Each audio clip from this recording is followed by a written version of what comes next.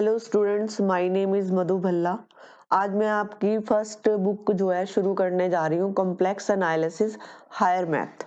जैसे आपको यहाँ पे दिख रहा है, यहाँ पे मैं हायर मैथ के जो है लेक्चर जो है डालूंगी। ये बेसिकली सिलेबस मैंने लिया है एलपीयू, ठीक है, एलपीयू का सिलेबस है, ठीक है। तो उसमें जो है जो टॉपिक कवर्ड होंगे, तो ये एक छोटी सी हेल्प है ऑल स्टूडेंट्स की जो एमए या एमएससी कर रहे हैं। और साथ में जो है कि जैसे यूपीएससी में जहाँ हायर मैथ में गेट में पूछे जाते हैं, कॉची थ्योरम का प्रूफ पूछा जाता है, तो मैं बेसिकली वो डिस्कस करने जा रही हूँ। सबसे पहले क्या है, सबसे पहले कि हम इसकी अगर स्टेटमेंट लिखें, स्टेटमेंट, अगर आपको इसकी स्टेटमेंट लिखनी है हो तो कॉची थ्योरम की स्टेटमेंट क्या होगी। सबसे पहले लिखेंगे कि if Z is an analytic function function of z and if f dash z is continuous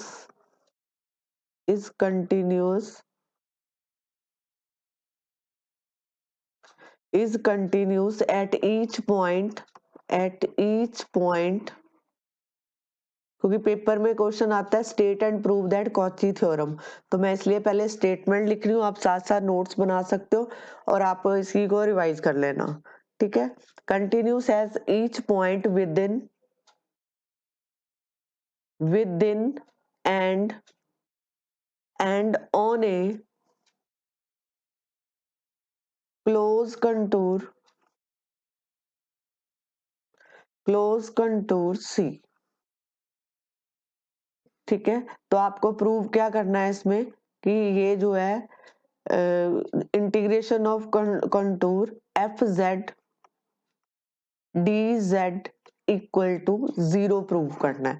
ये इसकी स्टेटमेंट है। सबसे पहले है कि एनालिटिक क्या होता है, इसमें छोटा सा मैं आपको प्रूफ दूंगी, ठीक है। ज्यादा डिस्कस नहीं करूंगी कि एनालिटिक फंक्शन क्या होता है, ये मैं अकॉर्डिंग टू वीडियो डालूंगी। सबसे पहले है कि आपको सिर्फ इतना समझना है कि जो एनालिटिक फंक्शन होगा वो कंटिन्यूस भी होता है, तब होता है जब वो डिफरेंशिएबल है। अगर वो डिफरेंशिएट हो रहा है तो दैट मीन वो एनालिटिक है, अदरवाइज वो डिफरेंशिएट नहीं है। दूसरा है, इसमें देखा है, यहाँ पे लिखा है कि अगर उसका डेरिवेटिव, ये एफ जेड था, एफ जेड का जो डेरिवेटिव है वो कंटिन्यूस है ईच पॉइंट के ऊपर within and close contour C. मतलब अगर ये कोई कर्व है तो यहाँ पे भी वो जो है होएगा फंक्शन एनालिटिक, और इसके अंदर भी एनालिटिक होगा, ठीक है। अब इसका मैं प्रूफ स्टार्ट करती हूँ। प्रूफ स्टार्ट करने से पहले आपको जो है इसका, अब यहाँ पे लिखो प्रूफ। सबसे पहले लिखो कि let D be a region which consist of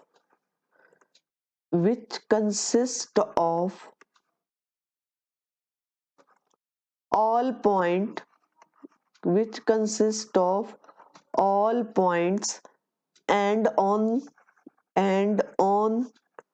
the contour C। यहां तक लिखा। इसके बाद आप लिखोगे कि इफ पी एक्स वाई और Q X Y, P X Y और क्यू एक्स वाई, तो यहाँ पे del Q del X del P और डेल वाई, ठीक है। ये जो है ग्रीन थ्योरम का पार्ट है, ये ग्रीन थ्योरम को डिस्कस कर रही हूँ यहाँ पे।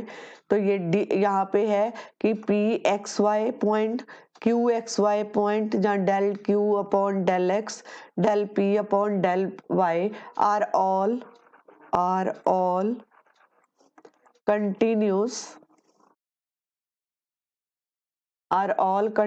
Function of x and y in the region D, in the region D, ठीक है। देन तो अब देखो जो ग्रीन थ्योरम क्या कहती है, then Green theorem, then Green theorem states, आपने इस थ्योरम को अप्लाई करना है इस पे, स्टेट्स दैट यहाँ पे कंटूर सी आएगा और साथ में आएगा P D X plus Q D Y. अगर ऐसी कोई सिचुएशन बनती है तो आप जो है डबल इंटीग्रेशन डी यहाँ पे लिखोगे, तो उसका जो रिजल्ट होता है वो होता है डेल क्यू डेल एक्स, ठीक है, और माइनस में आएगा डेल पी डेल वाई, ठीक है। ये देखो यहाँ पे पी डी एक्स है, क्यू डी वाई है, तो जब आप इसका ग्रीन थ्योरम अप्लाई करोगे तो यहाँ पे आपके पास आ गया कि डेल क्यू अपॉन, मतलब पहले इसको लेंगे, del Q upon del X आएगा और माइनस कर दोगे del P upon del Y. ये वाला रिजल्ट जो है अब थ्योरम में कैसे अप्लाई होता है उसको देखो।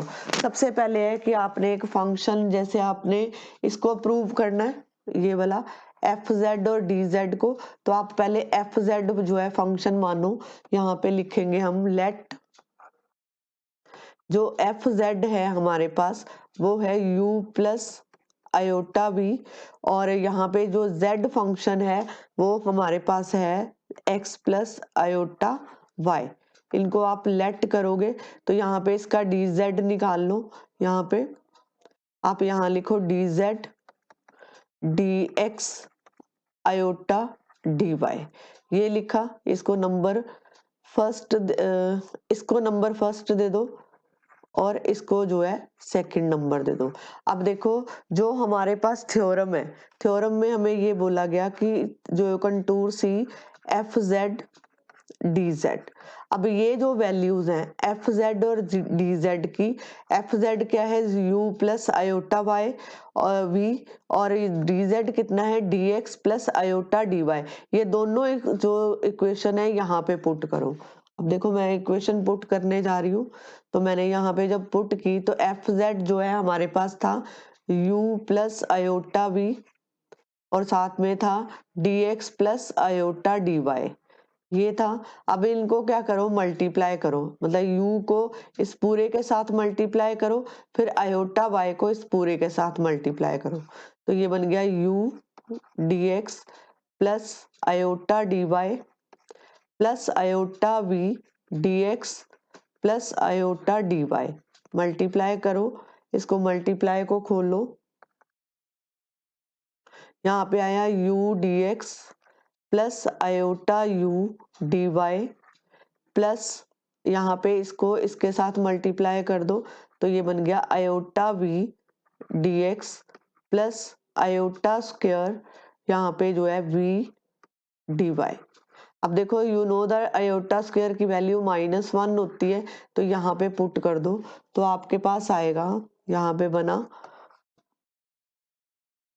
u dx plus iota u dy plus iota V D X और यहाँ पे माइनस वी डी वाई। अब इनको जो है रियल नंबर वाले पार्ट को अलग करो और दूसरा इमेजिनरी पार्ट को अलग कर दो, तो यहाँ पे आया u minus U D X minus V D Y, ये लिखा।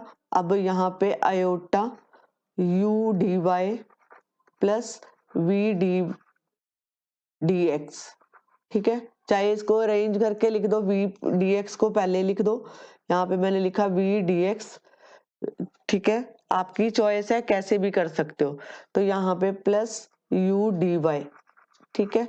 यहाँ तक करने के बाद क्योंकि हम बोल चुके हैं कि जो फंक्शन है हमारे पास क्या है, एफ जेड जो है एनालिटिक है, अगर वो एनालिटिक है, ठीक है, एनालिटिक है, एनालिटिक तब होता है अगर वो कोई फंक्शन डिफरेंशिएबल हो और कंटिन्यूस हो, ठीक है। ये जो है एनालिटिक है, तो यहाँ पे हम जो है कॉची रीमन थ्योरम का यूज करेंगे, सीआर इक्वेशन बोलते हैं, तो ये इक्वेशन जो है उसको भी सेटिस्फाई करेगी, सीआर इक्वेशन को भी सेटिस्फाई करेगी, इक्वेशन सेटिस्फाई होगी यहाँ पे। कैसे, ये देखो, सेटिस्फाई का मतलब है कि यहाँ पे आपके पास को जो कॉची रेमन थ्योरम है वो हमें ये कहती है कि del U upon del X जो है वो डेल वी और डेल वाई के इक्वल होता है, और यहाँ पे जो है del U del Y equal to minus del V और डेल एक्स के इक्वल होता है। ये इक्वेशंस हैं दो, इनको हम यूज करेंगे इस रिजल्ट में।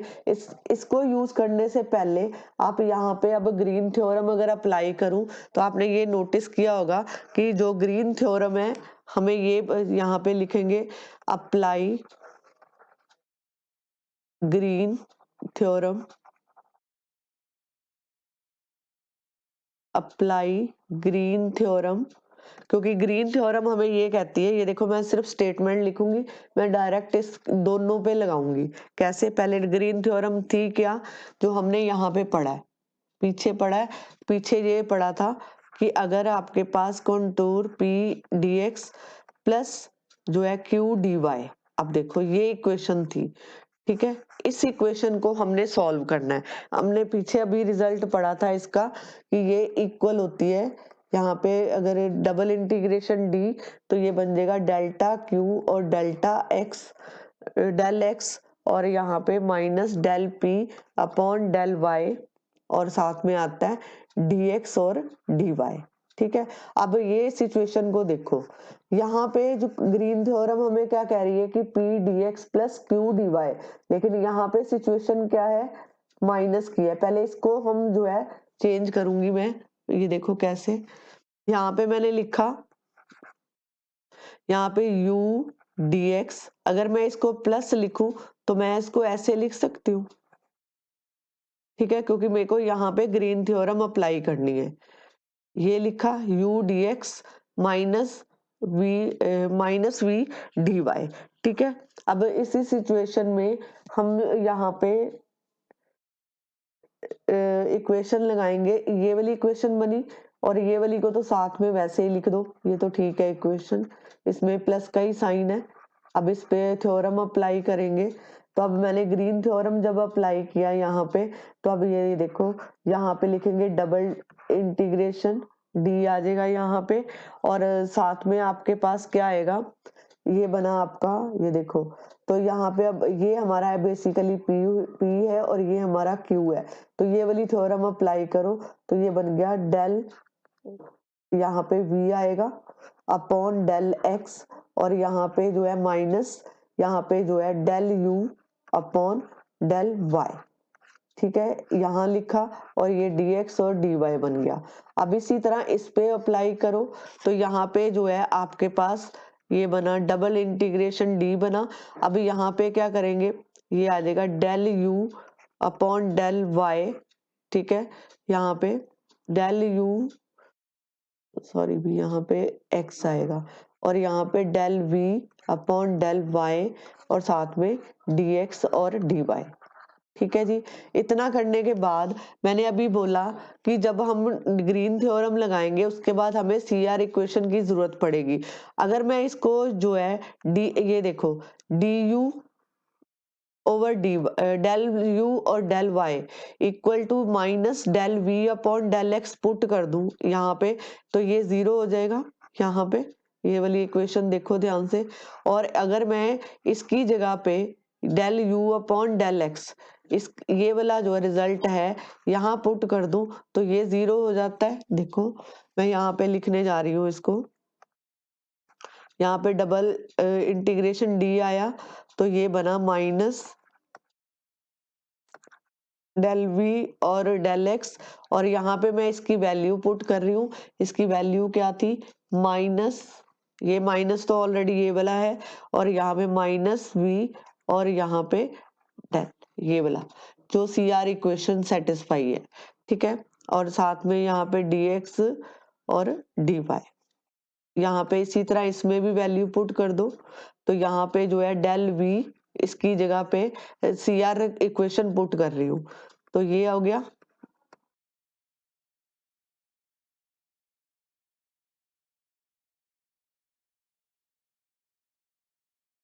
dx और dy, इतना करने के बाद अब इसको थोड़ा रीअरेंज कर लो, तो यहाँ पे minus del V del X, ये प्लस बन गया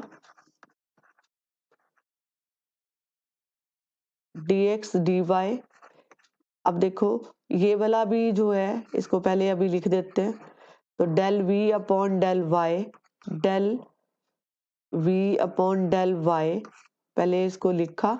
अब देखो ये आपस में कैंसिल हो रहा है, मतलब आपस में ये माइनस हो गया तो जीरो बचेगा, तो यहाँ पे जीरो आया, यहाँ पे भी जीरो। तो कहने का मतलब है कि जब ये जीरो आ गया तो हमने किसको प्रूव कर रहे थे कि contour C F Z D Z equal to zero plus zero, तो that mean contour F Z D Z equal to zero. Hope so कि आपको ये प्रूफ समझ आया होगा। अगर आपको ये प्रूफ समझ आया, क्योंकि मैंने इसमें जो है लेक्चर वाइज डालूंगी, नेक्स्ट वीडियो जो मेरी आएगी इसमें जो है कॉची इंटेग्रल फॉर्मूला जो है मैं डालूंगी सेकंड पार्ट में। अभी आप इसमें सिर्फ मैंने सिर्फ सिंपल इसमें कॉची थ्योरम का प्रूफ कराया है। आप अपने जो है नोट्स बनाओ, क्योंकि मैंने एलपीयू का सिलेबस को रेफर कर रही हूँ, ठीक है। तो मैं उसी के लेक्चर अभी डालूंगी, फिर उसके बाद मैं एक्स्ट्रा इसके क्वेश्चन करवाऊंगी आपको, ताकि आपका जो है सिलेबस कवर हो। ठीक है जी, ये एक छोटी सी हेल्प है जो बच्चे जो है एमएससी कर रहे हैं मैथ की, या एमए मैथ कर रहे हैं, बीएससी मैथ कर रहे हैं, तो ये थ्योरम जो है बेसिकली उसमें पूछी जाती है। होप्स हो कि आपको मेरी ये थ्योरम अच्छी लगी होगी। अगर आपने इसमें से कुछ सीखा है तो मेरे को जो है इस चैनल को सब्सक्राइब करो, वीडियो को लाइक करो और शेयर करो। Thank you very much.